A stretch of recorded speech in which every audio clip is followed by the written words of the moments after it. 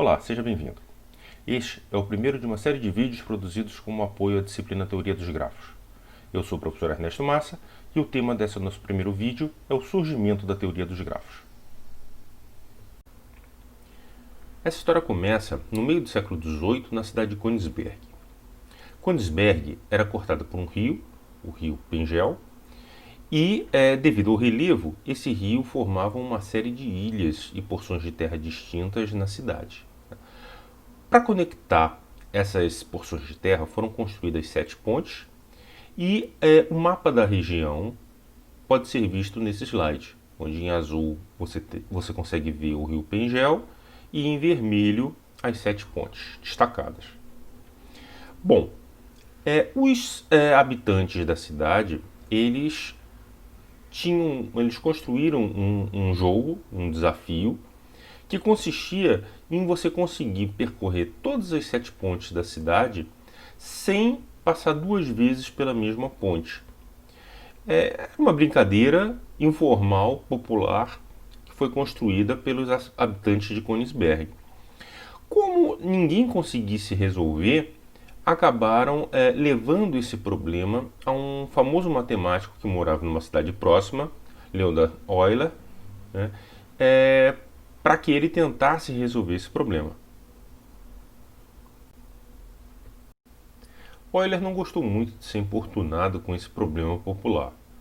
Matemáticos lidam com problemas muito mais complexos do que esses, né? E essa insatisfação dele pode ser vista nesse trecho de carta que foi traduzido, expressando a indignação dele, né, com essa importunação. Então você vê ali, não sei por que questões como essa, que tem tão pouca relação com a matemática, seriam resolvidas mais rapidamente por matemáticos, né? Esse foi um trecho de uma carta de resposta de Euler ao prefeito de Danzig, que foi um dos que levou esse problema a ele, né? Então, a princípio, ele não deu a devida importância a esse problema popular. Aparentemente, por pressões políticas, Euler acabou tomando para si o problema e começou a analisar um pouco mais detalhadamente os elementos que consistiam da questão, né? Bom, ao fazer essa análise, ele começou a se surpreender e perceber que existiam elementos que compunham o problema que não eram abordados por nenhuma das áreas da matemática de então. Então, essa carta é uma tradução de um trecho de carta também de Euler para um matemático italiano. Ele mostra lá, olha, entretanto me pareceu digna a atenção, porque nem a geometria, nem a álgebra e nem mesmo a arte de contar é suficiente para resolvê-la. Então, ele começou a perceber que o problema continha elementos que não eram tratados pela matemática de então e que então consistiam sim num novo desafio.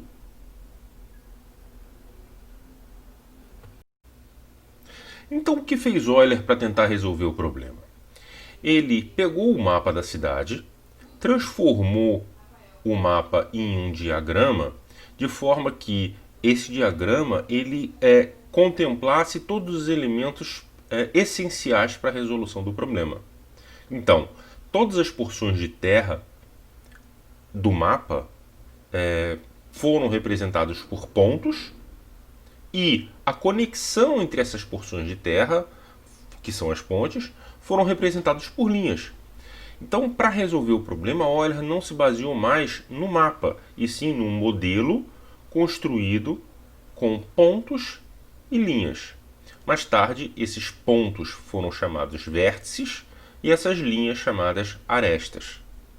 Então, para percorrer todas as pontes sem repetição de pontes, o problema foi transformado em percorrer todas as arestas ou percorrer todas as linhas sem repetir uma mesma linha. E como Euler conseguiu resolver o problema? Ele percebeu que à exceção do ponto de início do percurso, onde você não chega nele, né, você já parte dele, e o ponto de término do percurso, em que você não sai dele, né, uma vez que você chega no ponto de término, você fica ali, todos os demais pontos do percurso precisariam de uma quantidade par de arestas. Uma aresta para você chegar e outra aresta para você sair. E no grafo que ele construiu, no desenho que ele construiu representando o problema, em todos os vértices possuíam uma quantidade ímpar de arestas chegando nesses vértices. Você possuía uma quantidade ímpar de pontes chegando em cada porção de terra. Então, já que apenas o vértice de partida e o vértice de término poderiam ser vértices com uma quantidade ímpar de pontes percorridas, então todos os vértices do grafo necessitariam ser ou o vértice de partida ou o vértice de término.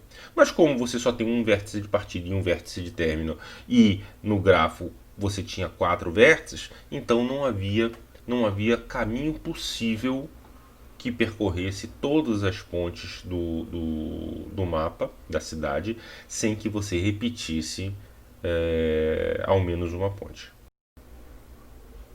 Nesse slide, nós podemos ver um exemplo de um grafo representando a relação de amizade existente entre um grupo de pessoas. Aqui nós temos os nossos vértices representando 5 pessoas: André, Maria, Vânia, Arthur e Carol. E as arestas representam as relações de amizade existentes entre essas 5 pessoas. Então podemos ver que Maria e Carol são amigas, Maria e Arthur são amigas, Carol e Arthur são amigos, Vânia e Arthur são amigos, agora Carol e André também são amigos. Agora não existe relação de amizade entre André e Arthur, entre André e Vânia, entre André e Maria.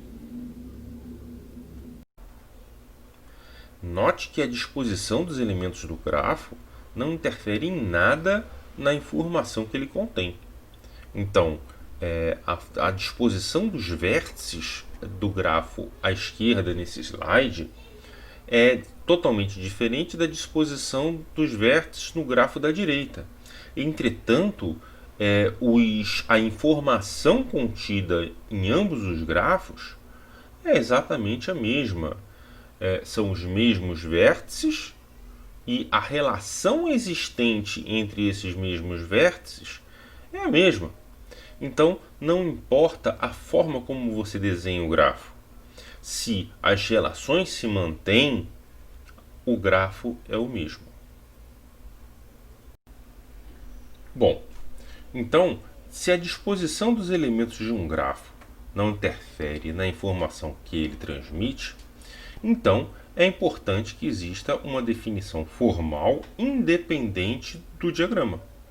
Essa definição pode ser feita matematicamente da seguinte forma: um grafo ele é uma tripla ordenada G de V a Gzinho, onde V é um conjunto não vazio de vértices, A é um conjunto de arestas e Gzinho é a função de incidência que associa para cada aresta do meu conjunto de arestas um par não ordenado de vértices. E esse par de vértices são denominados as extremidades da minha aresta. Então, eu posso, a partir de agora, definir o meu grafo não mais de forma diagramal, mas sim a partir de dois conjuntos, um conjunto de vértices e um conjunto de arestas, e de uma função que, para cada aresta pertencente ao meu conjunto de arestas, eu vou ter associado um par de vértices. Hoje nós ficamos por aqui. No nosso próximo vídeo vamos conversar sobre alguns conceitos básicos e fundamentais da teoria dos grafos. Peço que vocês não deixem de realizar as atividades complementares que ajudam a consolidar os conceitos vistos na aula de hoje. Um abraço e até lá!